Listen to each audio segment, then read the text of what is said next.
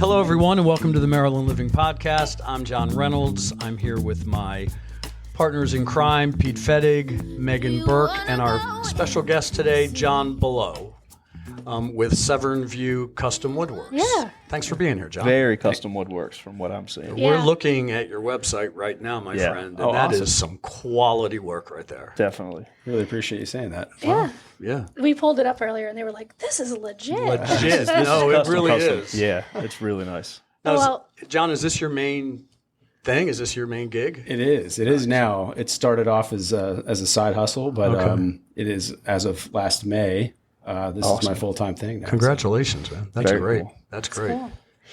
Well, we really appreciate you coming on the podcast. And one of our goals when we started the podcast was to just have local, interesting Marylanders to come on and tell their story. So we want to hear a little bit about you. How did you get started with the business?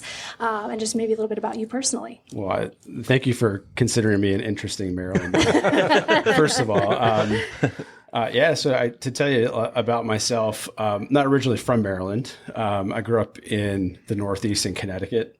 I actually just spent this last weekend going back up there and taking my kids to show them Wild Stomping Grounds, which was really, really interesting. One, I hadn't been there in about 10 years, but to see my kids as equally bored as I was as a kid, to see where I grew up, was just confirming that I wasn't crazy. Some things never change. Where in Connecticut, John? So I'm from southeastern Connecticut. So my dad was in the Navy. He was on submarines. I grew up in Groton, New London, that area. Very good. All right. So so I'm from the Northeast. I have lived all over the place. I was in the Navy myself. Okay.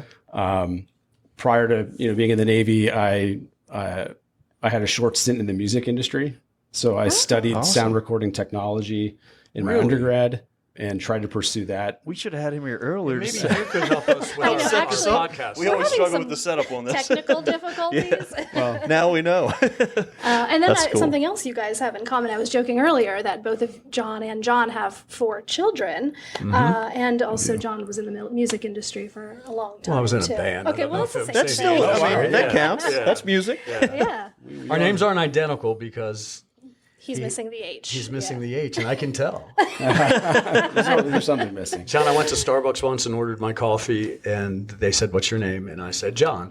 And they said, "Is that with an H?" And this is a true story. And I said, "Yes." And I thought that was cool that they cared enough to ask. Right. And they hand me my drink a few minutes later, and my name is Hohn. Oh, wow. Yeah, they didn't get that. Yeah. Different memo. So the kids were not as enthralled with Connecticut as one would hope. Not the part that I was hoping they'd be as interested in. Okay. They gave me some, sympathy, attention. But when I asked, so what did you think? Was this cool? And I'm like, you can be honest, because I didn't think it was cool when I was growing up being in this area. Yeah, I didn't appreciate what it was. And they're like, okay, good. Yeah, it wasn't that. Wow. It wasn't that cool. It was pretty boring. With you. Yeah. But yeah, no, I think we went up and saw a Red Sox game. Nice. So we tried to put something in there in the agenda that was, worthwhile. Makes everybody happy. Yeah. Good. So then you did the recording, the technical stuff for a little while. I did. I worked in the music industry trying to be kind of behind the scenes working as an engineer. Okay. I did that for about 2 years. It didn't turn out kind of how I wanted it to. Okay. It was during 2008 as well. So the economy was crashing around us. And I'm like, I'm not going to. Were you based out of New York City or? Actually was in Nashville. Oh, wow. Yeah. So I studied out west in Utah. Okay. And when my wife and I got married in 2007, and within about 6 months picked up everything, moved to Nashville. Wow. Stayed with some family that she had living in the area. Okay. And just tried to make something work. Found some part-time work. Right. But it really never turned into anything bigger than that. And that was ultimately kind of frustrating. Yeah, definitely. With my dad's history in the military, I decided to try something different. So then I joined the Navy as an officer. I went through officer candidate school and did about 7 years in the Navy. And I was on surface ships, did a couple deployments. That was a rough life. Yeah. As many people who have been in the military could tell you, either they love it or they like it, but it's not really kind of what they ultimately hope for a career. Sure. Or nothing like they were told and sold. That's the part I hear a lot. Yeah. It's complicated. I don't mean to disparage anybody. No, absolutely not. And thank you for your service, by the way. Yeah, thank you. That's no little thing. Yeah. Not to talk down anybody who's in the military. Right. Certainly, Absolutely but not. You're either one of those people that loves it, or one of the people that sees other opportunities. Sure. Yeah. And so that was kind of like what it was for me. I saw the military as an opportunity to try something different, maybe kind of lily pad into something else at some point. But I wanted time to figure out what it was that I wanted to do. Yeah, definitely. And so after about 7 years of doing that, I was in my last duty station in Mexico City, Mexico. I was working at the U.S. Embassy down there, doing some foreign relation kind of stuff, and trying to plan my next move. What was it going to be? Right. And I decided to go get my MBA.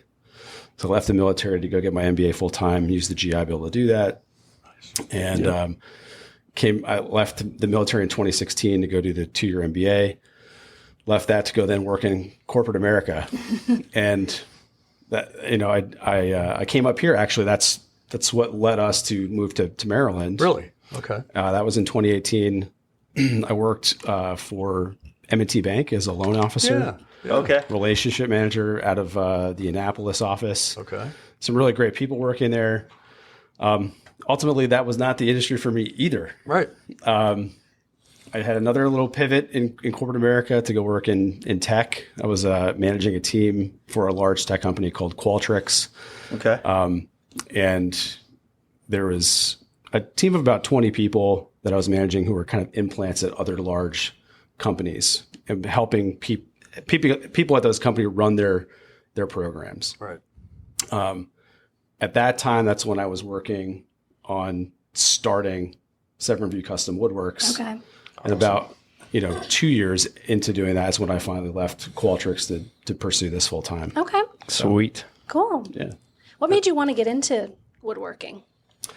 It was probably just an accident, to be honest. Like when we moved here, we bought the house we were in, and within a week had an insurance claim. It was a water related issue. Okay. And no one wants that. No. And no one wants the headache of trying to go find reliable contractors to go As a redo new something. transplant too? Yeah. Yeah, I mean, Right. Who'd you know? that's all uphill. Didn't know anything. Yeah. Right. Right. And so I was left initially with kind of the options of who is my insurance company recommending. You just, again, not to disparage anyone, but when you're going to spend a lot of money, whether it's money you got from your own pocket or insurance money, you want it to be done at the end correctly. You want to have confidence that the people who are showing up are going to be there on time. They're not going to waste your time in the process. Correct. And that was a process that just took way too long. I think we got about a year into looking for a contractor and not finding anybody. We did finally find a guy actually locally here in Chartwell, and that ultimately we got on the right path and then got off it pretty quick. Yeah. And we were hopeful that was going to be the person. It didn't end up working out. So what are some of the kind of projects you've been taking on since you've been kind of out on your own? That's a great question. I started off just trying to build a portfolio. And so I can tell you it's impressive. Yeah. Yeah. For real. Like I said, we're looking at it here. Yeah, we'll definitely share your website your in links our and show all. Yeah. notes so Thank you. people can actually go on and Can see. appreciate your level of work. And I've seen a lot of it personally. I didn't share this earlier, but we are neighbors, our children are friends. So I've seen some of the work that you've done just in your own home. Thank you. Which is amazing. And just actually even some of our other neighbors that have had work done in closets and things like that. So. John, have you always been like handy, or is this something that kind of came natural to you? I will say, like, I am a handy kind of person. Okay. I haven't done woodworking for like decades. Okay. But I certainly find, an attraction to doing it. Right. Yeah. I like working with my hands. Right. Yep. I like kind of the quiet, not the machinery noises, but like the quiet of being alone working in my shop. Yeah. There's a lot of value I get from doing that. Totally get that.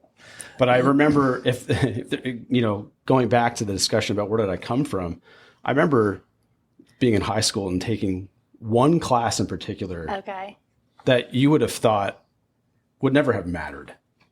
And it was an auto mechanics class. Okay. It was something they offered. And it was like the one class of all my time in high school that I got some recognition for. It was outstanding achievement in this thing. Oh, wow. And I was like, wow, this was just kind of fun. I mean, yeah, that's my speed right there. Yeah. and I originally considered at one point is doing something like that with my hands something I should pursue, and decided at the time that wasn't what I wanted to go tackle. Okay. Right. I think the corporate world taught you pretty quickly that's where you need to be. Yeah. Or where you want to be, not need to be. But And I think, that's the thing that I've realized in the last 2 years. And hopefully everybody has this experience in their life where you start doing something and you don't have any grand plans to go do it, but you realize you're either good at it or somebody else recognizes you're good at it. And then things start to click and you're not working as hard trying to fit in this box, Right. What should I be doing with my life, or what is it that I enjoy doing with my time? That your work kind of becomes your vocation. it's not work if you love it. That's the biggest thing. Yeah, that's true. Yeah. So, question: where do you have a workshop? I heard you say. I do. Okay, Yeah. and how is it? Like close to home? Is it attached to home? It is my home. Yeah, it is. Awesome. It's, That's a little more convenient. I have dedicated all of the space in my 2-car garage to my shop, and I love that. It has gone back and forth to just finding space in the garage to do stuff to then like annexing. My garage is now my shop. Everything else is getting kicked out. This is what needs to happen. So very cool. My family has a love-hate relationship with my shop being my garage. The reality with we as realtors know this, like garages are not built big enough for cars anyway, so nobody actually uses them to park in. That's true. It's ridiculous. So our world needs to fix that. But I'm glad you're using it for something really, really beneficial. Yeah. Yes. That's huge. Is there a particular type of job, John, that you like to do better than another, or they all kind of have their... I really like doing woodworking of any type, but what I've gravitated towards for practical business reasons is things like cabinetry, built-ins, because it honestly pays the bills. Yeah. If you look at the spectrum of things that people could ask you to build for them. Yep. Someone wants an end table, right? The limit of what you can charge for something like an end table is limited. Right. Yeah. And doing this full time, you got to find the thing that you can go to over and over again. That's at the right price point, the right margin to sustain yourself, make a living doing it. So, and from seeing your work, I'm guessing once you get into someone's house and start working, they decide another project for you to take on. Right. Yeah. That's I can see that already. Yeah. That's awesome. Yeah. And one more kind of along the same lines. Is there a specific type of wood, like media wise, that you really, really like to work with? Well, I get really excited when someone wants to do something that has like a stain grade component to it. Okay. I mean, it goes with different trends all the time. Sure. Like some of my favorites, personally, I love working with walnut. Okay. Yep. I have the first project I did in my home. Yeah. Was a walnut bar top. Nice. Awesome. And I didn't know what I was doing, but like I had seen enough YouTube videos to see people doing things and said, walnut, that looks like pretty awesome. Yeah. Pretty awesome nice material. Tight grains. I love walnut too. Yeah. So that's my personal favorite. I like when people use things like white oak. That's a trendy, species of wood. But it doesn't really matter. I like when people combine kind of paint grade and stain grade elements. Yeah, it's I'm looking at contemporary a shot right here. Yeah, that's a great look. Did you know that the white oak is the Maryland state tree? Oh, that is the true. connection. That is true. I didn't know that. Nice. Just like realtors and a lot of different lines of business, there are so many people that do like what we all do. Right. Is there something that you can say that makes you kind of different or stand out from other people? I looked at this question and I think there's a wrong way to answer this, and I want to be careful not to disparage anybody in the process because you can. Absolutely. What you're trying to do is like, what makes me unique? Yeah. Yep. And again, I hope this doesn't come across the wrong way. one of the things that really I think makes me stand out is the care in the quality of the materials that I make. Okay. Yep. This will ring, I think, true with you. A lot of people who are new homes, or there's people who flip homes, right? Oh yeah. They want to put built-ins into their homes. If you get a new home, you've already spent a ton of money on the home itself. Right. Most of it went into the kitchen and the bathrooms, but what do we do with all these little like alcoves that were left? Right? Yeah. Intentionally left. Yeah. Yep. Some do these builder grade sort of, additions onto the home. And that's exactly what it is. It's this term builder grade is like, we know what that it's is. there for a reason. right. It's like So, off the shelf. and so a lot of what I'll do is remove a lot of that builder grade stuff. Yeah. Okay. Happily. Right. And it serves a purpose. It still Right. looks, decent. It's fine.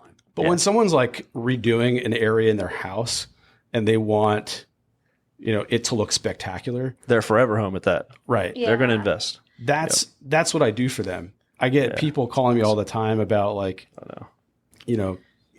here's this thing I saw on Pinterest or on Instagram or whatever.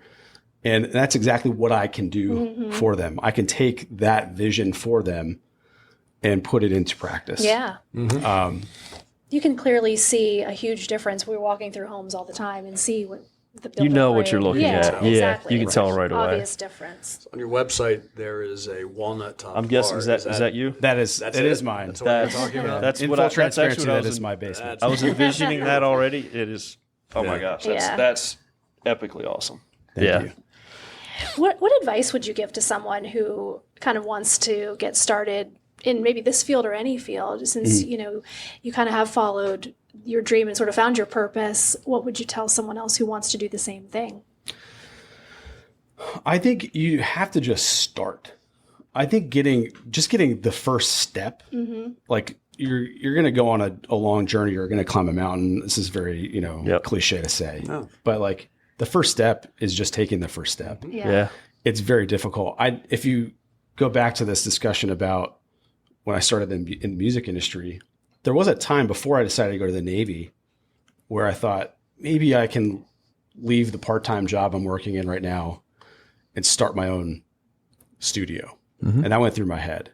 Yeah. And the thing that really dissuaded me from doing that was I have no business experience whatsoever. I've been living for the last 4 or 5 years. I've just been living in a studio. Like the clock is like running. I have no idea how long I've been in the studio. It'll like 12 hours will go by and I haven't eaten anything. I'm just like, That's investment. just in the zone. Right. Yeah. But, I have no business acumen. So the concept of like starting a business, trying to support myself and my family doing this startup. How do you thing, even bill? How do you do how any of that? that? Right. Yeah. Accounts That receivable. that fear stopped me at the time from Okay. doing that. Yeah. And what I've learned since then is it's not education that you have to go pay for, Right. but just educating yourself as much as possible, right? Yep. YouTube, blogs, other articles, Yeah. industry, publications, that kind of thing. Yep. Networking, finding somebody in the area where you want to go work and get to know them, ask them questions, Yeah. try to build a friendship with them, ask them if you can work with them for free. Absolutely. Yeah. That's great. That's really smart. And just taking that step, it's got to be understood. And anybody who's starting a business, especially a small business, you are not going to know everything right away. Or anything. In Right. reality. Exactly. I mean, in so many cases, Yeah. in reality, you don't know anything yet. And That's so how you learn. the first step is just go create the LLC or whatever formation of a business you want to start Yeah. with. And for some people, that's even a learning curve. It is. You have to finding know out how to set it do up. that. Yeah. Yep. And so opening a business account, things like that. It's like, Right. what can I do with Yeah. my money? Yeah. Oh, I can't merge these. Yeah. Just Yeah. those little basic things that you don't think about if you learn them. You have to. How are you going to get that knowledge? Yeah. Right. But that's the thing. It's just taking the first step is just getting started and not being afraid yeah. that someone's not going to buy something from you. That's Yep. that. If I could boil it down to anything, it's that the fear that someone's not going to buy something from you or buy your service or whatever is not true. Yeah. Yeah. Everyone started their business having that thought. Yep. Yeah. And rejection's scary.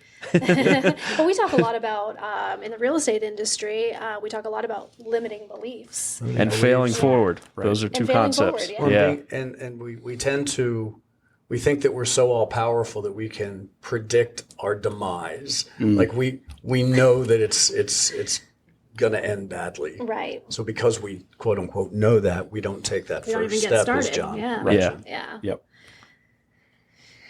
Well, that's great. I appreciate you sharing that. I think that's really. Go ahead. Sorry. No, but I appreciate you sharing that because I think there's a lot of people that want to get started. They don't know where to begin, and some people just never take that first step, and it's sad because then people can't realize their goals and dreams, and I think that's amazing. So, well, we are a Maryland podcast, so we would if we don't talk more about Maryland, we want to hear more from you about what do you love about this state? Yeah, and why Because why do you you've lived stay a lot here? of places. Exactly. Yeah. I have. So Maryland's not my original home, but I've been coming to Maryland my entire life. Really? Okay. So my mom is from Middle River. Okay. Oh, Okay. Yep. Born and raised there. She lives there currently. But generations of my family have lived in Baltimore and Middle River, Okay. Awesome. 3 or 4 generations back. Oh, Wow. okay. So Cool. I've been coming to Maryland at least twice a year for almost my entire Oh, life. okay. Okay. Awesome. So some of the things I really love about it, one are the history. Yeah. I mean, there are some, just in terms of like our country's history, things that happened right here No doubt. that are just so Yeah. inspiring. Mm-hmm. Yep. Absolutely. And just being able to drive up the road and see, unfortunately, Key Bridge isn't here, Yeah. but The new one's going to be sweet, though. yeah. We're all missing it. But what that area represents is so special and moving. Yep. I get potentially emotional every time I hear the national anthem at a sporting event. Yeah. I'm almost doing it right Yeah, now. No, it it's so happens to hard me not too. to. I know. Yeah. It's Yeah. it It's just cool. it hits the soul. Yeah. Even just like Annapolis, when you Right. just think about, Annapolis is one of my favorite places. Definitely. Anywhere.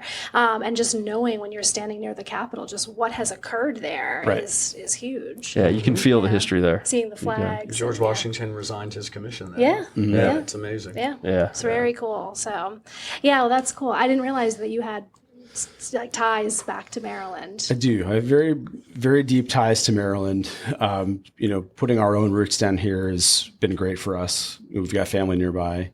But I was raised an Orioles fan. It's Okay. cool to like actually Yeah. be in an area where you have access to the sports, the local sports. Oh, yeah. Yeah. We're all tortured Orioles fans. But again, growing up in like a kind of a rural-ish area, being much closer to a densely populated area is Right. exciting for me. Like it's just Cool. a short drive to see all the different things that are around kind of Yeah. the nation's capital and things like that. It's funny So- because you mentioned about taking the kids back to Connecticut and maybe being a little bored, and that's how I feel when I take my kids back to Maine. And it's actually why I want to live here. Is not just because there is so much to do, but there's just so much opportunity here for them that I did not get to experience or Yeah. didn't realize were out there. And I Right. think that here, to me, I always call this the center of the universe because there's just so much going on and so That's many right. opportunities. So I think Yeah, it's- that Del it's Marva great. area, everybody talks. There's so much opportunity within this quadrant. Even if you're just outside of Maryland, Yeah. your kids Right. have tons of opportunity ahead of them. No, it's a great place to live, and you and I think maybe we take it for granted a little bit. A little. I think so. Yeah. because we're both Yeah. natives. I mean, Yeah, Yep. yeah. I haven't lived anywhere else. Yeah. either. No, I You should definitely have move never. to Yeah. Well, I mean, my dad backwoods lived in of Maine Indiana. for a little while. Okay, yeah. So Midwestern, which was amazing because it was polar opposite of what I experienced. But then again, you have to travel out to really appreciate what you do. have. I think That's so. you do. Yeah. You do. I think that's the big thing. Yeah, no. Yeah. Well, thank you so much for doing this with us today. for having me. John, this Yeah. has been great. You do some Yeah. fantastic How can work. people find you? Well, you can find me on my website. That's one location. So www.severnviewcustomwoodworks with an JohnBullough.com. Terrific. You can find me on Instagram. A lot of people have been finding me on Google, which is surprising because I haven't been able to like crack the nut on how you get your business verified on Google. It's been very, very difficult. I get calls every day from them. Yeah. And I'm not paying. Oh, yeah. It's ridiculous. A good workaround there, John, is just make sure your business is on Google Maps. That's a good point. You're going to have people show up at your house. Well, maybe that's the problem. Maybe that's the problem. Yeah. Maybe. And YouTube, right? You do YouTube videos. I mentioned your video. As of recently, yes, I do have one video that's on YouTube, and that has been sort of a goal, is to kind of broaden the reach of the business. Yeah. And I've just barely dipped my toe in the water with YouTube, but I did have a company reach out about creating some content for them. Because you did a great job. Your one video is it's a really solid video. Cool. Well, I appreciate that. It is. Yeah. It looked like you've done a lot of them. So that's a testament. Thank you. I think it's cool to be able to, just show or teach people the tools, and that's huge, I think. So what do they want you to do? The content creator. Well, I would say I'm probably too unknown for most companies to reach out to me. I'll just say, like, the guy who reached out to me was a business contact from my business school days. Okay. So he just found me on Facebook. All right. And some of the short form sort of content I was posting. Cool. And said, "Hey, this is great. Would you be interested in doing some content for us?" I was like, "Yeah, absolutely." So without getting into more of the details about the arrangement, that's how it happened. And I just said, "Yeah, absolutely. I'd love to." And from your one video. So no matter what, it's still, that's still pretty big. Yeah. That's cool. So hopefully that's a leaping off point for more of that type of content. I do like to educate. I love to teach. You can hear it in just how much I like to talk.